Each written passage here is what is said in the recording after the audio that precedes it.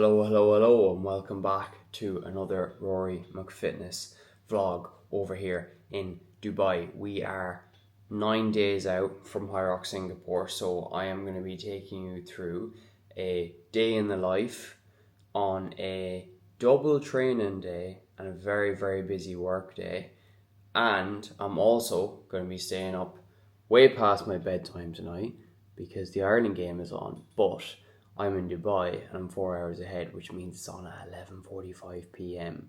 So for me, that's way past when I usually go to bed. I usually go to bed around 9 p.m. But I will not be missing it, and I will absolutely be watching it live. Now, it's about 4:40 a.m. right now, and I have this HYROX conditioning session, which is going to be a dirty session. This is going to be a really fucking hard session. Now look, I love my training, but I am not looking forward to this. I just want to get in and get it done because it's going to be one where I'm just going to have to get in the trenches to get through this one. It's a really tough session, but I am here. I have water and creatine in this and vitamin C. I thought it was electrolytes. It was like an effervescent tablet. It looked like it was electrolytes. Turns out it's not. It's fucking vitamin C. I have a black coffee here. I tend to not always have caffeine first thing in the morning, but I was looking at that session. I was like, I'm having fucking caffeine this morning. And then I have some carbohydrate here. So I have 2 slices of sourdough with jam and banana and a Rice Krispies bar because I just need to get some quick carbohydrate into me first thing in the morning before I hit the session. It'll realistically be about half an hour, 45 minutes before I actually start, so it gives me time to kind of digest it, and we'll get the session done, and then I will take you through my entire day. So I'm going to eat this and then bring you along with me, and hopefully I'll show you a little bit of training as well.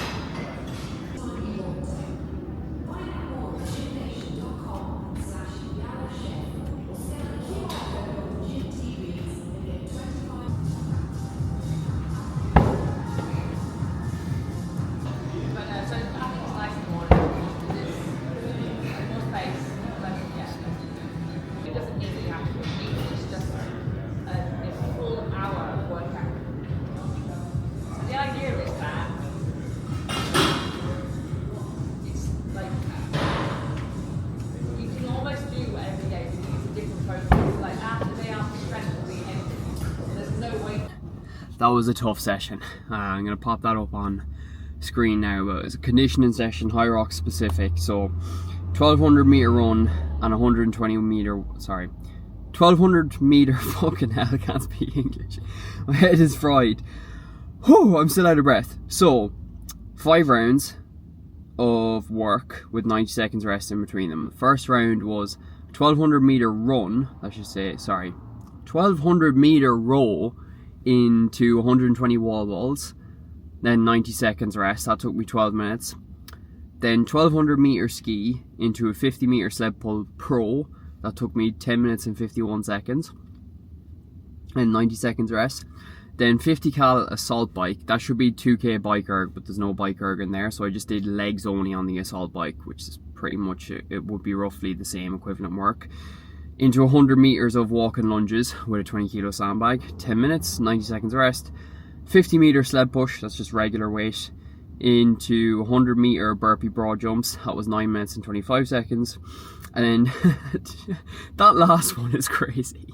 2k row, 2k ski, 120 wall balls. That took me 26 minutes. To be honest, that was a little bit slow at the end, but probably would have been happy at about 24 minutes. But even so, that was a solid bit of work. I'm still out of breath now. Fucking hell. Yeah, I was meant to do that session yesterday. I woke up yesterday and my stomach was not feeling great, and I was just very tired. My body was fucked, and I said to Gaz, I was like, I'm going to take a rest day today. So I took a rest day yesterday, which means that I have to do a double day today. But that's the hardest part done. That's the hardest session by far. So I have a load of work. Today is actually going to be a crazy day. Like, I have so much to do today. So it's 7:30 now. So I'm going to go home, eat, and then on Thursday I do all my kind of detailed touch points with my clients. So I recently changed a little bit how I deliver my coaching. So what I was previously doing was where clients sent me training videos, or if they sent me food for nutrition audits, I would do everything ad hoc. So I would just do it when I'm doing my normal responses to clients, because obviously I reply to clients every single day. But what I did recently is I've changed that so that any detailed responses, like anything that isn't a day-to-day question, where let's say someone needs proper feedback for training technique, I do all that on a Thursday, because it kind of is the middle of our week in a sense, because check-ins are a Sunday, feedback is on a Monday, so Thursday is kind of like the midpoint of the week. So basically on a Thursday I will sit down, I'll go through everyone's Everfit, which is the coaching app, and I'll basically check on everyone that they are doing everything they should be doing, and then any of the bits which have come over to me throughout the week, because I keep notes. So if someone sends me training videos, I put it in my notes folder on Apple or on iPhone, saying name, training feedback. So on a Thursday I'll do that. So I literally sit down, go through Everfit alphabetically, check everyone's training, food, have they done everything they're meant to be doing. Everyone will get a message from me, but if say someone hasn't done something, they'll be getting why isn't X done, for example. And that just kind of helps hold everyone accountable. So it's kind of like a midweek mini check-in. I'm doing that when I get home after I eat breakfast. What else am I doing today? Creating some content, because I haven't created my post for today yet, which is a mistake. I took it a little bit handy yesterday because my head was fried yesterday. So I'm creating some content, then I am writing my emails, then I am continuing recording this video, then I'm gonna probably record another YouTube video, which is more of a value-based video as opposed to a vlog. I have 2 consultation calls. I feel like there's something else I'm doing as well. Let me check my Google Calendar. And I have a 75-minute easy run.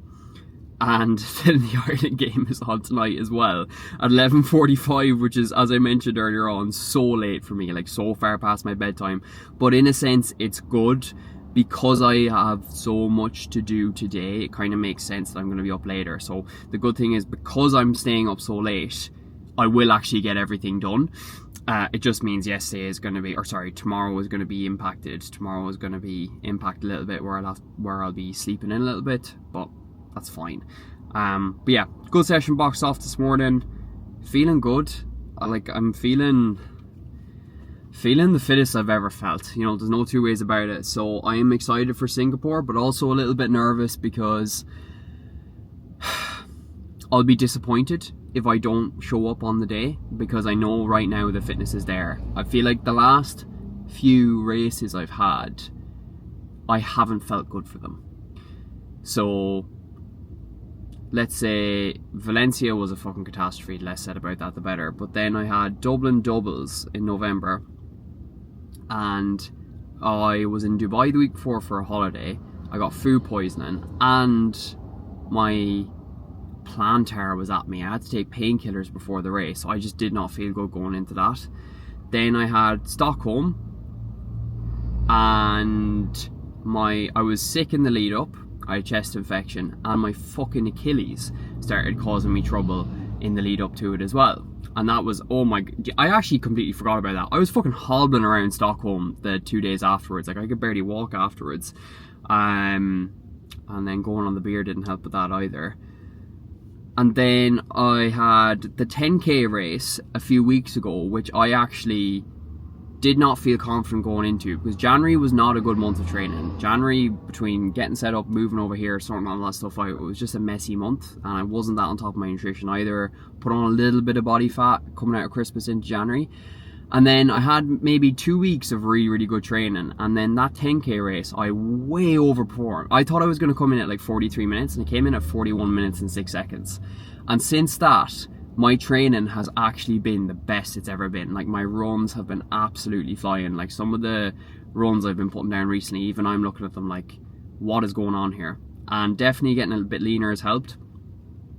But there's no two ways about it. Like, right now, I am the fittest I've ever been. Period. I have never been this cardiovascular fit. My running has never been this good. My high rock sessions have never been this good. Which is scary, because it means that if I don't show up, I'll be disappointed. But that's life. You can't PB every race. Having said all that, I do think I am going to PB in Singapore. The question is, how much? So, I've said that now. I'll have to hold myself to it. Okay, right, I need to get home. I need to get shit done. So, I will catch you in a bit when I am touching base with my clients. Brilliant job getting these training videos over to me. You know, I really want to see these coming over. And I actually think this is a pretty solid shoulder press starting off, okay? But there's one thing I would do before I'd even do a repetition, Katie, and that's the way you have the bench set up at the moment. Instead of you just sitting, right? So at the moment, you're literally just sitting on a flat bench, upright like this. That's actually making the exercise a lot harder on you, okay? And the reason is you require way more core stability to keep yourself upright. But on this exercise, we're trying to work our shoulders. We're not trying to work our core. So what I would do here is, you see the bench, right? What I want you to do is set it up like this, but not fully upright. So I don't want it at a right angle. I want the bench to be at a slight incline, okay? And what you'll find then is, you may, because I know we were speaking about the weights that you might have to go lower, you may actually be able to do these weights okay when you have the shoulder press set up like that, okay? So I would actually test the 10s again next time that you do the shoulder press, but have the bench set up properly and see how you get on. If they're still a little bit too heavy, you can drop down, okay? So see how on the first couple you're bringing the dumbbells all the way down basically, whereas on this one, we're stopping around the ears. I want you to bring the dumbbells down all the way until they actually touch you on the shoulders, okay? Because that's the full range of motion. That bit at the bottom is where the most growth is, okay? So bring the dumbbells all the way down until they touch your shoulders, okay? So what I'm basically doing here is I am sitting down and going through my clients' training videos, but with visual feedback. So for Katie's there, I didn't actually need to do out any demonstrations because her technique was quite good, but with some of them, what I'll do actually on video, because I'll turn the camera around so you can see. So basically what I'm doing there is I'm talking over the training video. And the reason I do that is because I can kind of stop it and pause it and point out bits, whereas when I just send voice notes or text, I can't do that. Now, sometimes in the past, I will have given technique feedback just with voice notes or text, because sometimes it doesn't need as much detail, but I prefer to actually sit down and go through it on video. And what I will do for some people when needed is on the video, I'll actually do demonstrations as well. And that's how we, with online coaching, focus on improving people's technique. Because obviously, in my opinion, the only drawback of online coaching is that I physically can't be there in the gym with the client. And that means that from a training perspective, sometimes there may be certain bits that I can't see firsthand and can't work on with them physically. But the great thing about actual technique feedback and sitting down and doing this is, yes, it requires the client to get a video. I understand that can be annoying for some people. And sometimes it can be nerve-wracking getting videos at the gym, which I also understand. But the beauty of it is that when I do actually get those videos, I can almost sit down and go through them in more detail than somebody would be able to in an hour-long PT session, because they have to get through the session and they can't spend an hour on one exercise. Whereas I can sit down and I can spend 3-4 minutes talking about an exercise as needs be, and I can get videos back and forth and over time perfect them. So yeah, for anyone wondering how the fuck do we focus on the training side of things from online coaching, that's how. Anyways, we're through most of the touch points now, so, well, actually, I probably still have about 20 left, but past halfway anyways. And I am going to finish these off, and then, what time is it? It's only 10:40, it's not that late yet. I have to send reminders to my consultation calls for later to make sure that they show.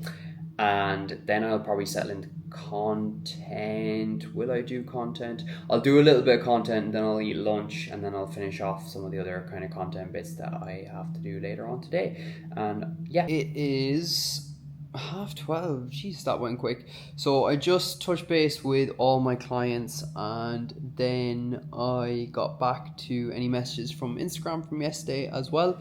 And I'm taking a break for lunch now. And then I'll work on some content, and then probably take a short break before a couple of consultation calls. I am going to be watching this podcast here with Mike Thurston and Patrick Bet-David during my break. So, I'll catch you in a bit.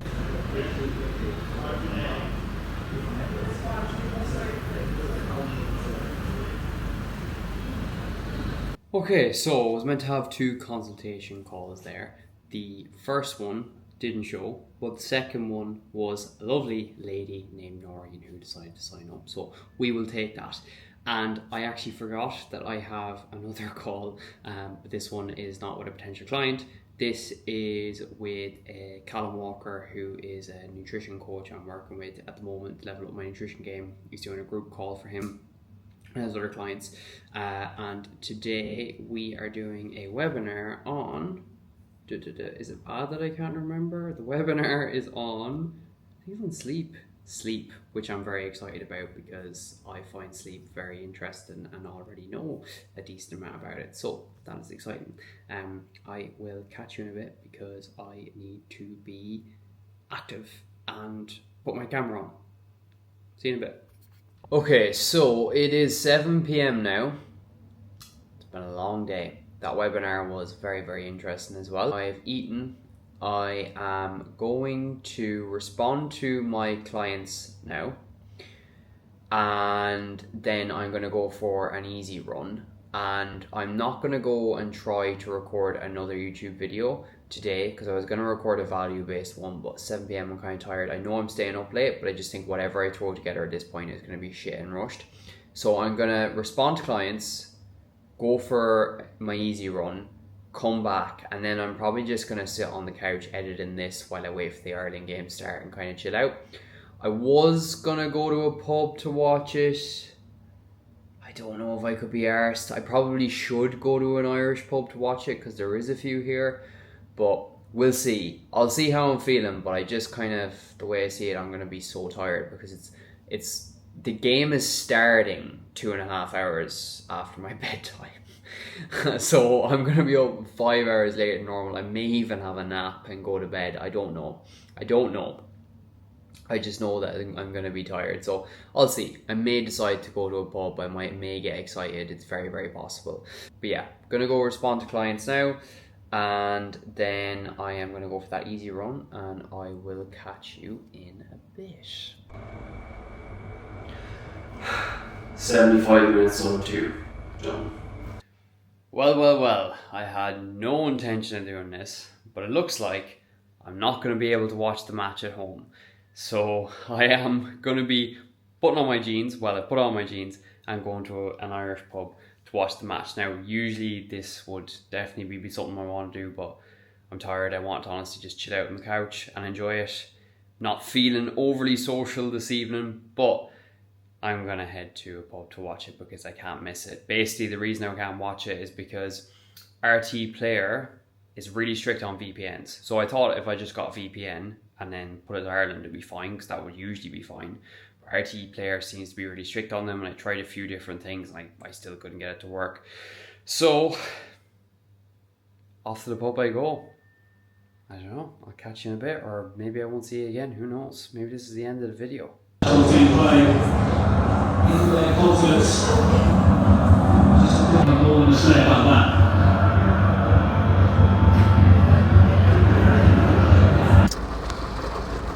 Well lads, what was a very good, very enjoyable and very productive day has ended on a fucking terrible note. Ireland just got knocked out on penalties against Czechia. That is actually soul destroying, like literally fucking soul destroying. So tough, after being 2-0 up as well, and then saving a penalty in the shootout. Fuck! When are we gonna qualify for a fucking World Cup? Like, oh, so tough. And I come out of the pub into the car park, and the rain has been pouring. This is the crazy thing. Fucking Dubai's weather for like the last 5 days has been fucking bipolar between rain and thunder and then boiling hot. And I'm walking across to the car and I'm trying to be careful about my steps so that my feet don't get too wet. Turns out there's a certain point where there's no getting away from it. My feet are fucking soaked. It was like 3-4 inches of water walking over to the car. Oh. But you know what? Today was a good day overall, so we're not going to dwell on it. Realistically, Ireland should never have even gotten to that playoff. It's a miracle they actually got that far, like a fucking miracle, so... Oh, we move! So, that was my day in the life. I'll catch you in the next one, I guess.